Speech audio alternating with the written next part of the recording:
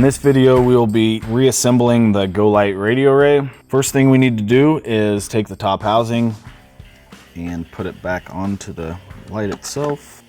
Then we'll need to put the 4 screws around the back side in.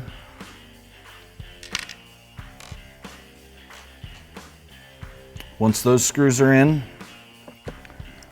you need to put the 2 on either side of the light in. And then the final 2 screws we need to put in are on the front face.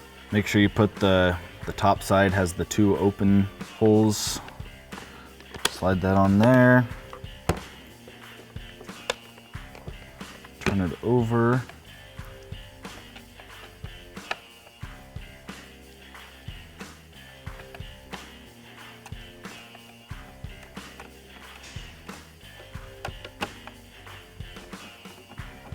And then we just need to put the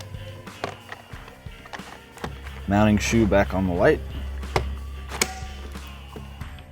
And the light is reassembled.